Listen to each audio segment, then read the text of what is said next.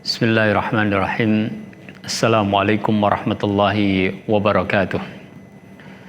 Alhamdulillahi rabbil alamin. Wassalatu wassalamu ala afdalil anbiya'i wal mursalin, al-mab'uthi rahmatan lil alamin, wa ala alihi wa ashabihi ajmain, wa azwajihi ummahatil mu'minin, wa man tabi'ahum bi ihsanin ila yaumiddin. Kaum muslimin dan kaum muslimat, a'azani Allahu wa iyyakum. Ada sebuah pertanyaan tentang adab dari seorang murid kepada gurunya, atau seorang santri kepada ustadznya, seorang yang pernah belajar kepada seseorang. Pertanyaan berkaitan dengan adab al-muta'allim, orang yang belajar, kepada al-muallim, orang yang mengajarinya. Dan Islam sangat perhatian di dalam masalah adab ini, sehingga terjadi hubungan yang sangat baik antara al-muta'allim dengan al-muallim. Namun dari pertanyaan itu berkaitan dengan berjabat tangan. Bagaimana hukum berjabat tangan seorang wanita kepada guru laki-laki? Kita tidak pungkiri bahwa seorang guru sudah sangat berbuat baik dengan menyebarkan dan mengajarkan ilmu yang dia miliki kepada murid-muridnya, baik laki-laki ataupun perempuan. Ilmu adalah cahaya, petunjuk yang luar biasa, yang dengan ilmu tersebut seseorang akan mampu menjalani hidayah insyaallah ta'ala, mendekatkan dirinya kepada surga. Karena Rasul sallallahu alaihi wasallam mengatakan, man salaka tariqan yaltamisu fihi ilman sahalallahu lahu bihi tariqan ilal jannah. Barang siapa yang meniti suatu jalan menuntut ilmu, maka Allah akan mudahkan baginya jalan menuju surga.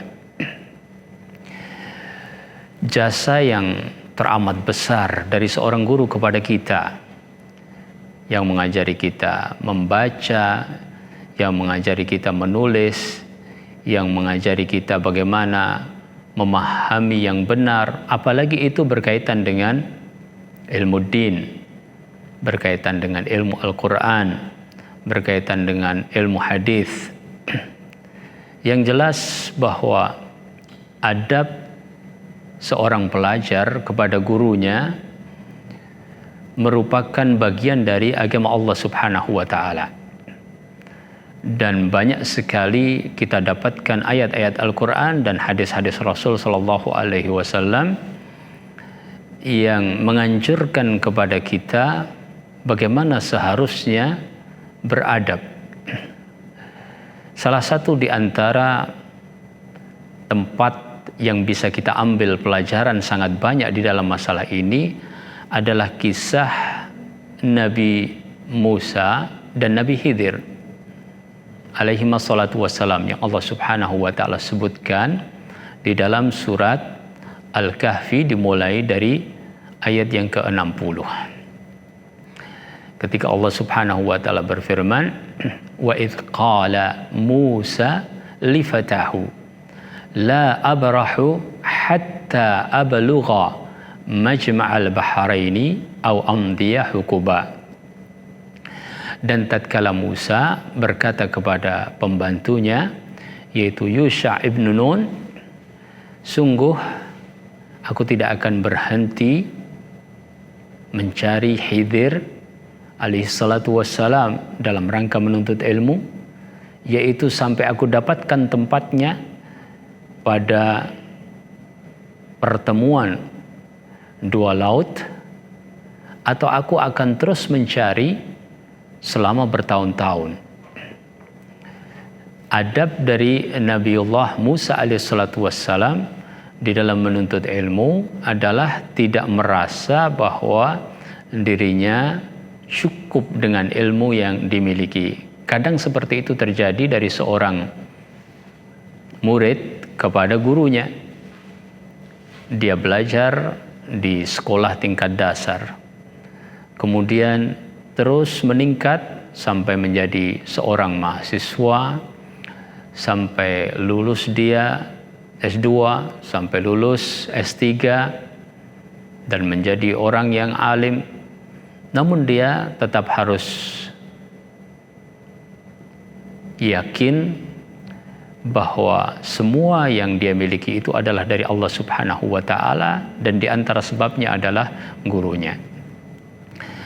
Dalam kisah tersebut, Yusha ibn Nun sendiri adalah murid daripada Musa alaihissalatu wassalam dan berkhidmah melayani gurunya, menemani perjalanan, dan hanya diberikan wasiat satu hal saja oleh Nabi Musa untuk membawa ikan, dan itu adalah satu tugas yang harus benar-benar dijaga oleh muridnya. Maka seorang murid pun harus berusaha untuk melaksanakan amanat tersebut dengan sebaik-baiknya. Demikian juga ketika Musa bertemu dengan Nabi Khidir, kemudian ada persyaratan di antara keduanya. Kemudian Nabi Musa mengatakan, wala a'asi laka amra, dan aku tidak akan menselisihi persyaratan yang sudah berlaku. Perintah dari Nabi Khidir tidak akan dilanggar oleh Nabi Musa. Sebagian ulama sampai menyebutkan ratusan faedah dari kisah Nabi Musa dan Nabi Khidir pada surat Al-Kahfi ini. Kembali kepada pertanyaan tadi, kaum muslimin dan kaum muslimat yang dirahmati Allah, tentu maksud daripada berjabat tangan seorang murid wanita kepada gurunya yang laki-laki adalah dalam rangka penghormatan, dalam rangka menghargai gurunya, dalam rangka menjaga adab dan sopan santun. Adab dan sopan santun adalah akhlak yang baik. Adab dan sopan santun itu harus disesuaikan dengan akhlak yang Allah Subhanahu wa taala telah ajarkan kepada Rasulnya sallallahu alaihi wasallam. Sebab Allah Subhanahu wa taala telah mengatakan, laqad kana lakum fi Rasulillahi uswatun hasanah. Telah ada contoh yang terbaik bagi kalian pada diri Rasul sallallahu alaihi wasallam. Allah juga berfirman, wa innaka la'ala khuluqin azim, dan sesungguhnya engkau wahai Muhammad berada di sebuah akhlak yang sangat agung.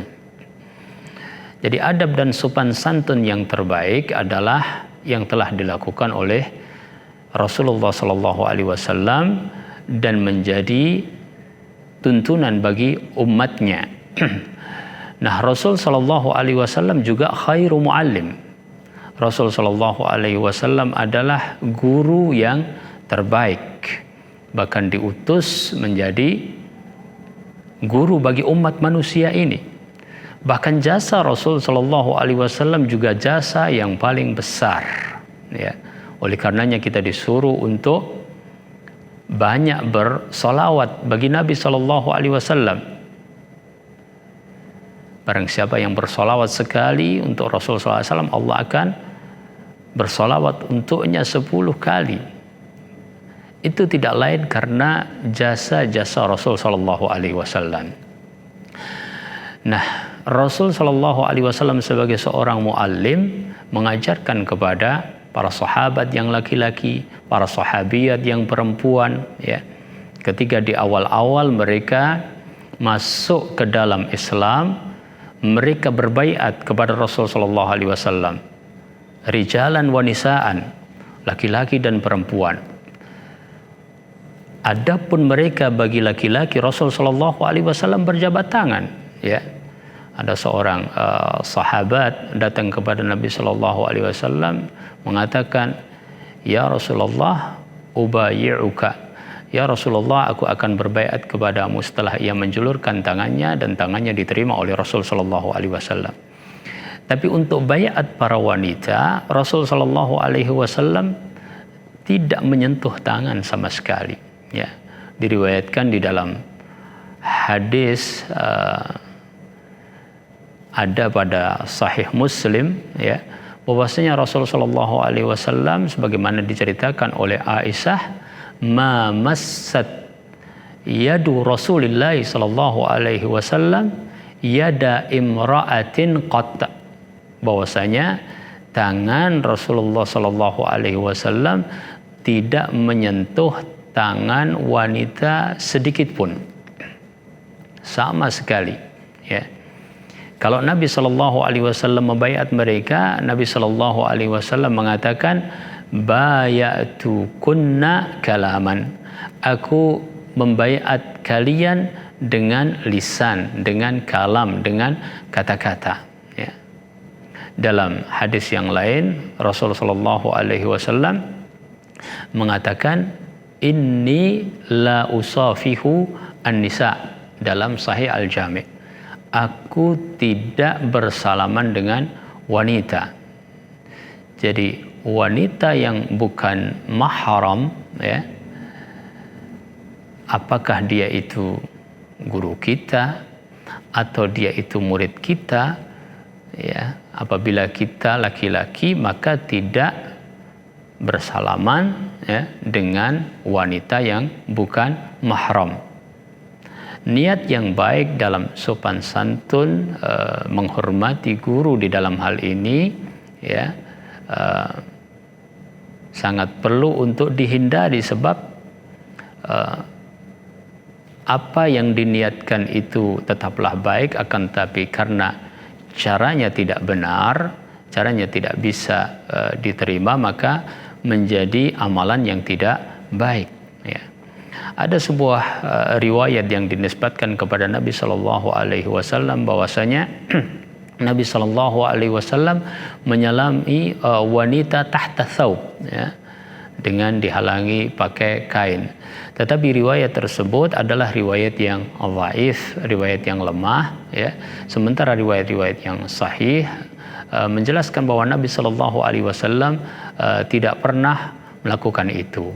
Yang lebih keras lagi, dan itu menunjukkan bahwasanya perbuatan tersebut menjadi perbuatan yang tidak baik dan bahkan dosa besar, ketika Rasul Shallallahu Alaihi Wasallam menjelaskan, ya, la'an yut'ana ahadukum atau ala ra'si ahadikum bimikhyat min hadid, ya, khairun lahu, ya, min an yamussa imra'atan la tahillu lahu, ya. Juga ada di dalam Sahih Al-Jami', ya. Seandainya ditusukkan pada kepala salah seorang dari kalian dengan besi, itu masih lebih baik daripada, ya, salah seorang dari kalian menyentuh wanita, ya, yang tidak halal baginya, ya.